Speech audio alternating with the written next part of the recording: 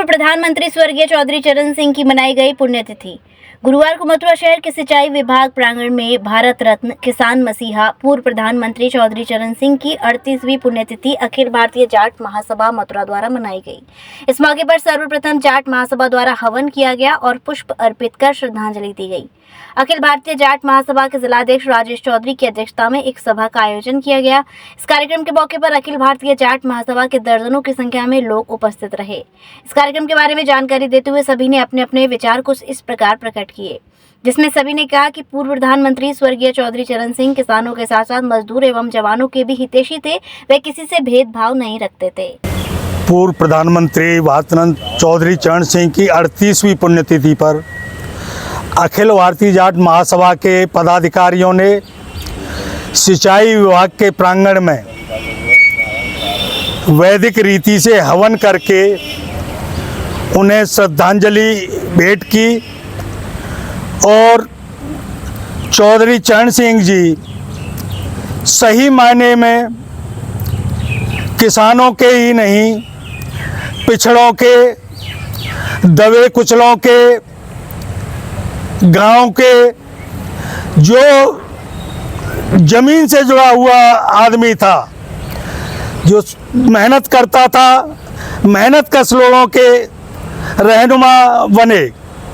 उन्होंने आज से 60-70 साल वर्ष पूर्व जो बातें कही थी, चाहे वो लघु उद्योग की हों या हमारे किसानों के लिए उन्होंने एक मैसेज दिया था कि मेरे प्यारे किसानों, आप अपनी एक नज़र खेत पर तो दूसरी नज़र लखनऊ और दिल्ली की गद्दी पर रखो, तभी आपका भला हो सकता है। कोई भी सरकार हमारे पूर्व प्रधानमंत्री भारत रत्न चौधरी चरण सिंह का नाम तो सब लेते हैं, लेकिन जब वोट आते हैं उनका गुणगान भी करते हैं, लेकिन उनके बताए हुए रास्ते पर कोई नहीं चल रहा। आज भी हमारे देश में आप देखते हो प्रतिवर्ष हजारों की संख्या में किसान आत्महत्या करते हैं, चाहे उनकी फसल का वाजिब मूल्य हो या हमारे जो पिछले किसानों का सबसे बड़ा आंदोलन था जिसमें 750 हमारे किसान शहीद हुए थे, उस आंदोलन से हमारे काले कानून तो प्रधानमंत्री जी ने वापस ले लिए, लेकिन यक्ष प्रश्न आज भी मुंह खोले खड़ा हुआ है। न तो किसानों को फसलों का MSP मिला और न ही उन्हें कोई भी ऐसी सुविधा जो हमारी सब्सिडी होती है सरकार देती है, सब्सिडी के नाम पर हमारे खाद का जो कट्टा 50 किलो का था घटा के वो 40 किलो पे कर दिया।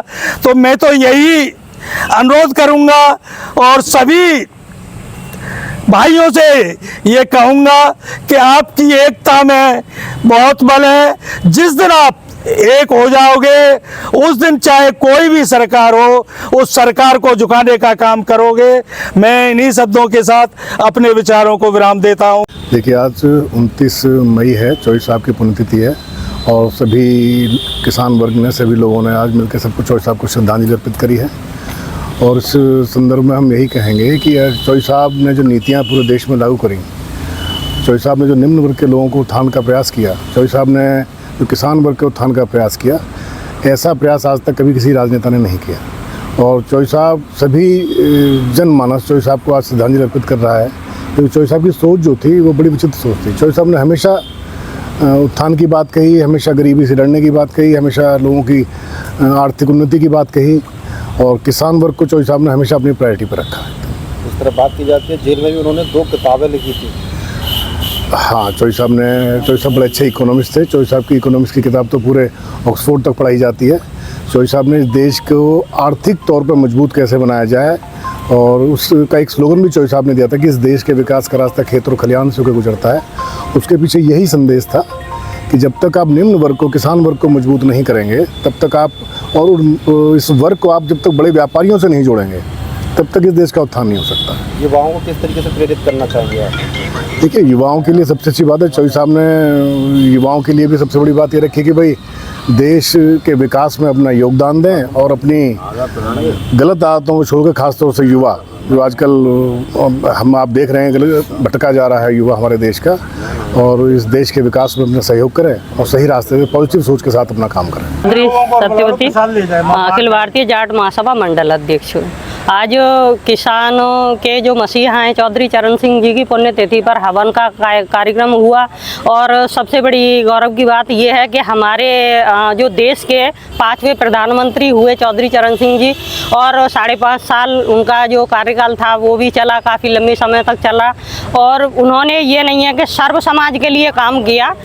उन्होंने कोई जाति विशेष या किसी उसको कौम को इतना वो नहीं दिया, उन्होंने केवल दिया तो दिया इस चीज़ को महत्व दिया कि हमारे लिए सर्व समाज और जो जितने भी किसान हैं वो किसी भी समाज के हों, सबको एक समान लेके चले, और इसी कारण वो किसानों के मसीहा, इस देश के मसीहा कहलाए।